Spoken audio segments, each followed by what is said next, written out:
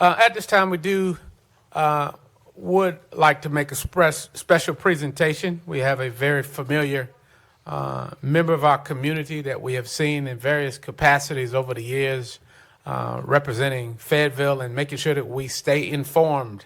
If the one and only Mr. Gilbert Baez could meet me at the podium at this time, please, sir.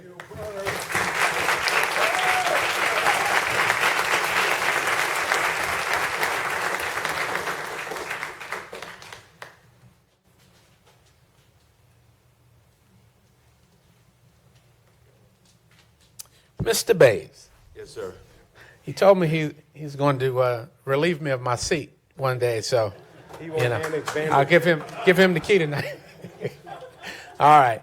Well, Mr. Baez, for the last over a decade since I've been involved in council, and many of us in the audience here today have seen your familiar face, making sure that we are well informed in various capacities, from ABC to WRAL to now Good Morning Fayetteville, a very passionate community advocate to make sure that we're informed, that we're safe. You've put yourself in harm's way on many occasions, reporting the news to make sure that we have the latest information. And as a community, we are very appreciative of what you do and what you have contributed.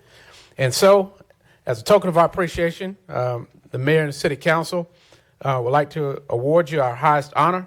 It says, on behalf of the mayor and city council of Fayetteville, North Carolina, our city key and coin are proudly presented to Mr. Gilbert Baez in grateful recognition of his commitment to service and making a direct and lasting impact to our community through 17 years as a news reporter in our community. It's given to you this April 14th day, 2025. Thank you, Mr. Baez.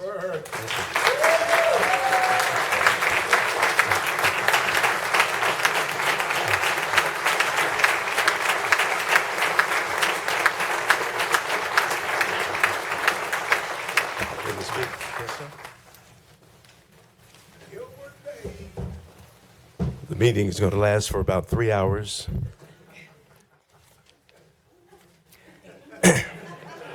I had to write this down because it's emotional for me. It's a great honor.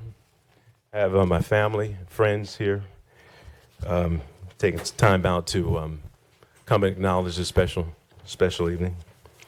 I came to this community as a Ranger Qualified Combat Communications Officer in 1978. I was stationed at Fort Bragg in the 35th Signal Brigade. I take a lot of pride of that.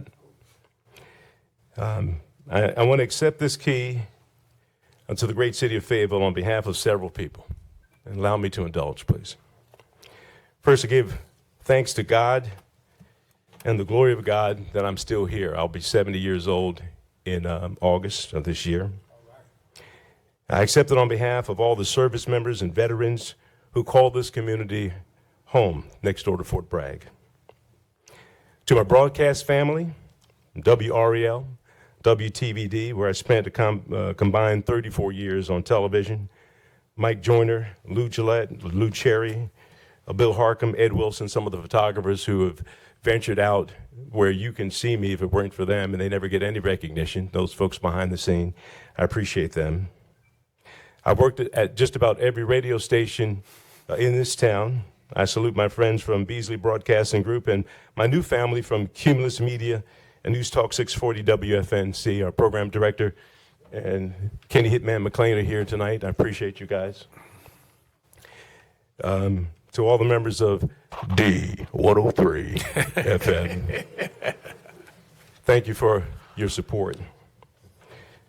I accept that on behalf of the educators in our community, the teachers, the administrators, and staffs in the Cumberland County school system who have helped turn my children into productive members of the communities in which they live.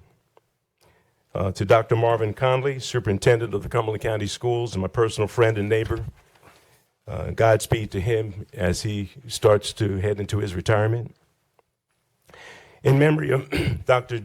John Griffin, former superintendent of the Cumberland County Schools, who thought enough of me to hire me as a community relations specialist, allowing me to produce Great Expectations, our television show that won the statewide recognition in 6 months after going on the air.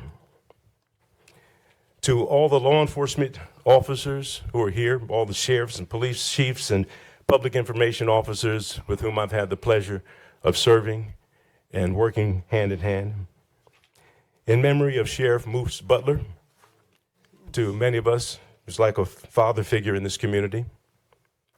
To Sheriff Hubert Peterkin, God rest his soul, he was like a brother to me. To the families of the Cumberland County Sheriff's Department, David Hathcock and State Trooper Ed Lowry. I was one of the first reporters on Interstate 95 on that dreadful day when they were gunned down by the Golphin brothers. I remember Moose saying to me, "Gilbert, we lost 2 today." And that defines the commitment that the members of our law enforcement community makes to help keep us safe every day. I accept it also for all the families of so many who have let me into their homes and allowed me to tell the stories of their tragic losses. Sheila Harriman, the widow of Chief Warrant Officer Stanley Harriman, first soldier killed in the war against terror in Afghanistan. And then the families of the children. Shania Davis, taken from a mobile home park in Fayetteville and murdered. Brittany Locklear, snatched from a school bus stop in Hope County, her killer never found. Zion Gibbs, victim of a drive-by shooting. The bullet crashed through the window of his home while he was playing video games, and he died a couple days later in the hospital.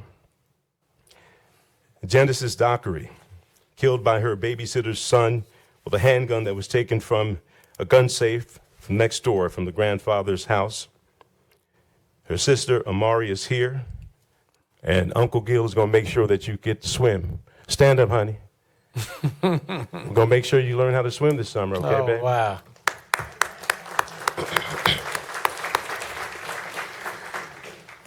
To all the medical community, Dr. Jennifer Green, director of the Cumberland County Health Department, and her staff, who helped us navigate through tough times during COVID-19, during that outbreak.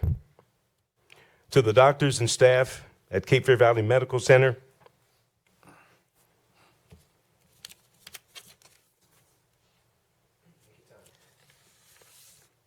who delivered many of my children, especially to Dr. Michael Zappa and the team at the hospital in the emergency room who took care of me and saved my life. When I was hospitalized with COVID for 9 days. To my family and friends, my karaoke family, some of them here ready to sing, but we'll wait till Friday night. To Jay McCray, my best friend of more than 40 years, who's here tonight. Jay, I appreciate you. We worked together on several radio stations together. Many of you know his voice for the Saturday night house party. To my blended family, 7 adult children, 15 grandkids. My daughter Angela's here. My grandson, JB, we could make it. Especially to my wife, Doris, who's here tonight. Hey, stand up for a second. No, stand up. No, I was just... That's our running joke. She has put up with me during long hours at work, me being in harm's way, through hurricanes, tornadoes, flooding, always there with encouraging words, but understanding I had a job that I had to do. And finally, in memory of longtime Fayetteville Mayor J.L. Dawkins. He was like a father figure to many of us in this community and a comforting voice during turbulent times in our city. I'd like to thank Mitch Colvin and the entire City Council for presenting this tremendous honor to me. It's not something that I take lightly. I'm very appreciative of it. And I told Charlie Gaddy when I was hired at Channel 5 in 1989, I said, Charlie, I want to be the Charlie Gaddy of Fayetteville. I've had opportunities to lead this community. When I went and covered the first Gulf War, all of my stuff was up on CNN satellite, and I've had several offers from NBC, from Miami, my hometown of Philadelphia, to come and move to the next level. I've turned it all down to stay in this community. I taught at Campbell University for 15 years, and I told my students, you can do this job with a lot of O's behind your paycheck, but ultimately it's about quality of life. We have good quality of life in this town, and so I stayed. Again, thank you so much. I appreciate it. Rangers lead the way.